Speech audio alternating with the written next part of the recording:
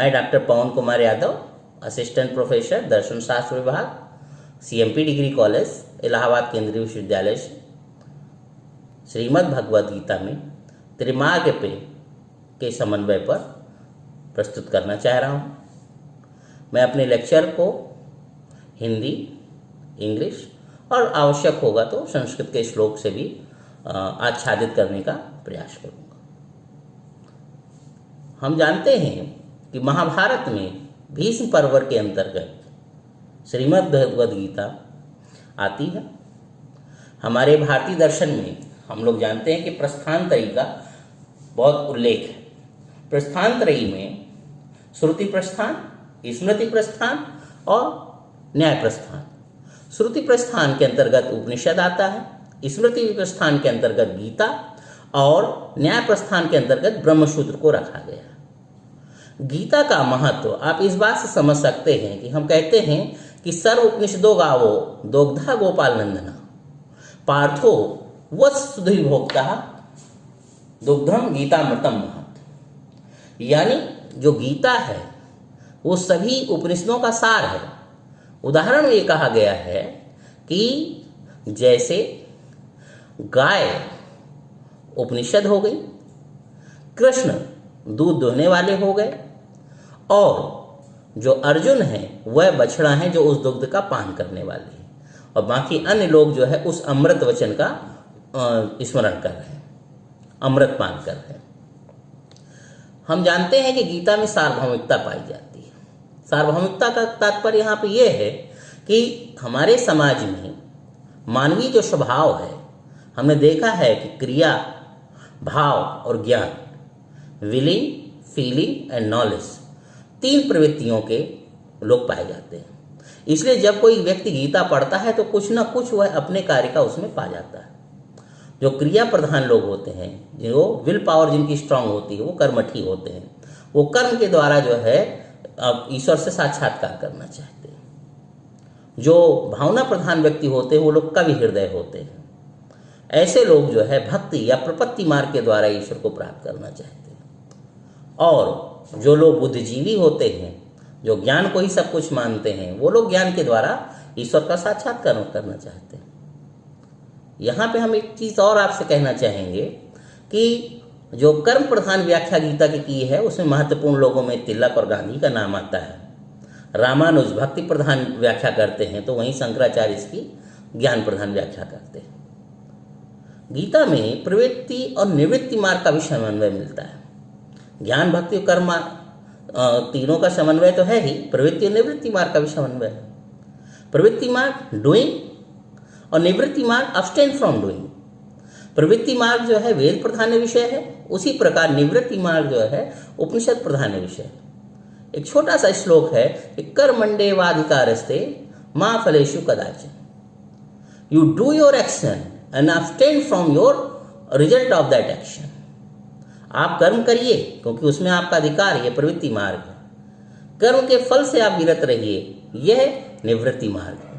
बड़ा अद्भुत समन्वय जो है इस श्लोक में मिलता है और ऐसे ही अनेक उदाहरण गीता में मिलते हैं। पुनः अगर मैं अपनी बात पे आता हूँ तो गीता योग मार्ग की शिक्षा देती है। योग का तात्पर्य है अपने को ईश्वर से, आराध्य से जोड़ना, ईश्वर का साक्षात्कार करना। योग की परिभाषा दी गई है कि योगः कर्मसु कौशलम्। कर्म में कुशलता ही योग है। Be expert in your work. फिर कहा गया है समत्वम योगम उच्यते। योग में समता ही उच्चता को प्रदान कराती है। मैं फिर कह रहा हूं कि ज्ञान मार्ग, भक्ति मार्ग और कर्म मार्ग तीनों एक ही ईश्वर को प्राप्त करने के साधन है। ज्ञान मार्ग में हम संक्षेप में ही बात करेंगे तीनों की कि सत्य, रज और तम 3 प्रकार का ज्ञान पाया जाता है। सात्विक ज्ञान वह है जो नानाविध वस्तुओं में एक ही अभिव्यक्त जो है परमात्मा को जानता है, ये सर्वश्रेष्ठ ज्ञान है। राजसिक ज्ञान ये है कि विभिन्न वस्तुओं में भेद करना, घोड़ा, गधा, पर्वत, मनुष्य, इन विविधताओं को जानना। और तामसिक ज्ञान सबसे निकृष्ट ज्ञान है जो कहता है कि जो वह जानता है वही सब कुछ, यानी एक ही वस्तु को सब कुछ मान लेना। What ever he know that is final, ये तामसिक ज्ञान, ये निकृष्ट है। गीता में कहा गया है कि ना ही ज्ञानेन सदृशम पवित्र में ही विद्यते, ज्ञान से ज्यादा पवित्र तो कुछ भी नहीं है, यानी ज्ञान को अग्नि के समान पवित्र माना गया। हम भक्ति मार्ग में व्याख्या करें तो भक्ति में कहा गया है कि भक्त के 4 प्रकार हैं, आर्त, जिज्ञासु, अर्थार्थी और ज्ञानी। आर्त भक्त वो है जो अपने दुखों के निवारण के लिए ईश्वर को भजता है।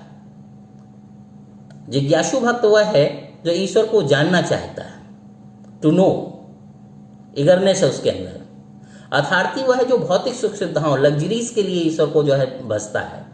और ज्ञानी भक्त जो है पहले से ही ईश्वर को जानता है और अपनी कामनाओं से और मुक्त होने के लिए वो ईश्वर को भजता है। ये जो है ज्ञानी भक्त है।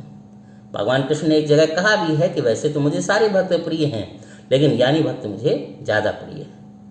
नवधा भक्ति में अगर हम जाएं तो वहाँ पर भी जो भक्ति के 9 प्रकार बताए हैं। श्रवणम, कीर्तनम, विष्णु स्मरणम, पाद सेवनम, अर्चनम, वंदनम, दास्यम, साक्ष्य आत्मनिवेदनम।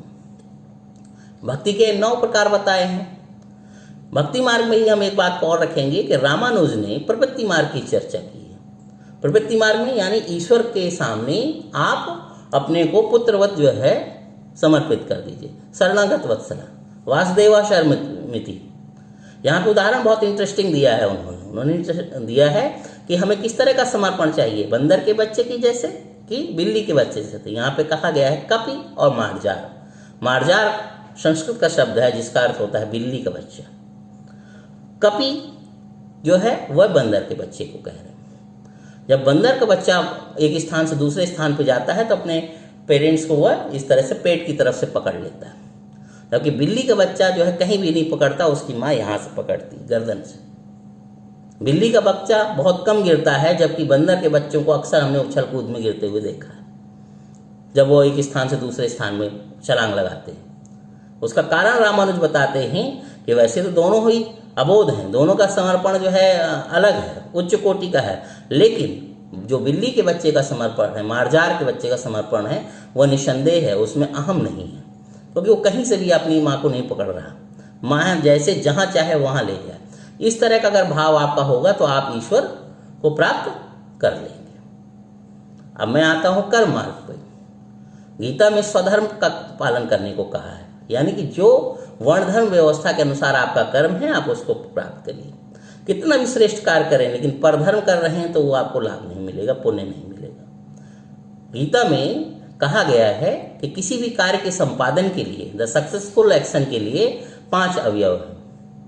वह अवयव है अधिष्ठान, कर्ता, करण, चेष्टा, दैव्य, भाग्य। अधिष्ठान हुआ आपका शरीर, बॉडी। कर्ता हुई आपकी आत्मा, सोल। करण यानी इंद्रियां, सेंस ऑर्गन्स। चेष्टा यानी एफर्ट, जो शारीरिक प्रयास आप करते हैं, बस इतना ही आप कर सकते हैं कर्म करने में।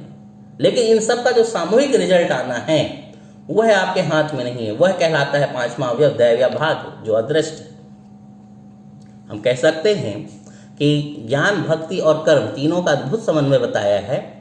और भगवान कृष्ण ने कहा भी है कि पहले आप मुझे जानने का प्रयास करिए, जान नहीं सकते तो मेरे चिंतन का प्रयास करिए, और वह भी नहीं कर सकते तो जो भी कार्य आप कर रहे हैं वो आप मुझको समर्पित कर दीजिए। उन्होंने कहा है कि कर्मण्येवाधिकारस्ते मां फलेषु कदाचन मां कर्म फल हेतुर्भुः माते संगोस्ते कर्मणि। ये गीता का सार है। उन्होंने कहा है कि सभी धर्मों को परित्याग करके आप मेरी शरण में आ जाओ, मैं आपको मोक्ष दूंगा। सर्वधर्मानि परित्यज्य मामेकं शरणं व्रज। धन्यवाद।